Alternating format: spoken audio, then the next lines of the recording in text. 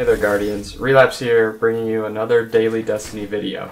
Before I get started, if you like what you hear and what you see here, please hit the subscribe button down low to see more videos similar to the one you're watching now.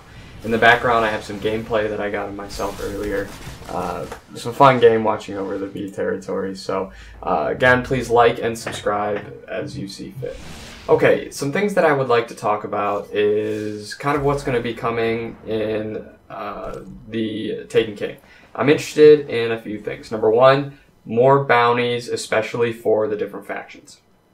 There's a future war called Dead Orbit, a new Monarchy. Currently, much like you have Vanguard bounties, I would like to see some bounties for each of those factions.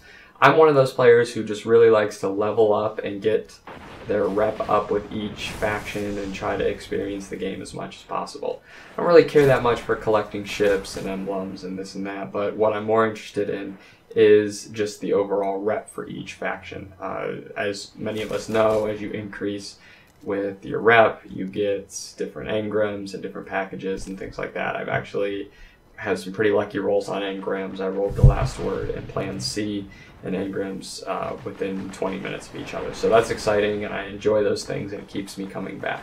So seeing bounties for each of those factions, and even if it's going into the Crucible, it would increase time players playing Patrol.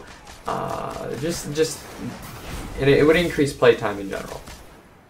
The next thing I want to talk about is the different weapon manufacturers that we're expecting to see in the Taken King. You've got, Suros, Hake, which I believe how you pronounce it, Omelon, and I've seen a lot Tex Mechanica as well, makers of the last word, so I'm excited to see what's going to be different about those.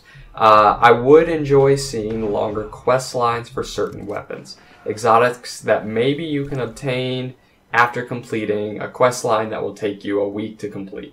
And not something stupid like you're waiting for Xur, but something where you have to go collect this and then supercharge it and go into Crucible and get kills and etc. etc. I've really enjoyed the quest for Bad Juju. I just completed it, you saw in the video.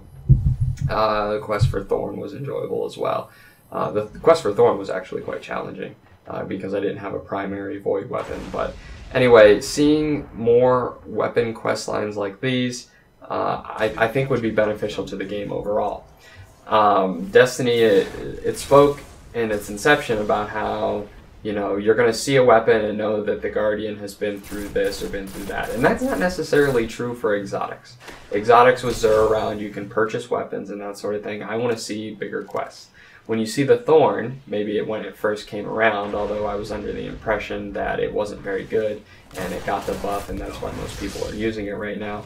People know that you had to go into Crucible and get all those void kills, and that, I'd imagine, was extremely challenging. It took me a while to do because I didn't have a void primary, so before elemental primaries were prevalent, it was tough to get accomplished, which is very exciting.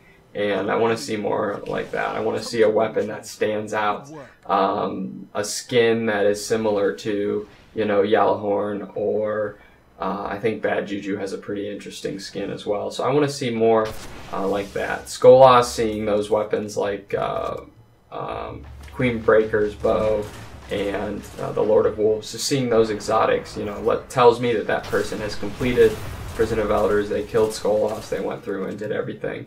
So that, to me, is a weapon to be held with prestige, and I'd like to see more about that.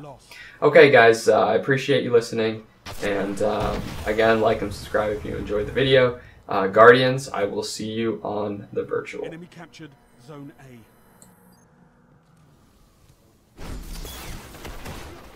Your strategy's working. Maintain control.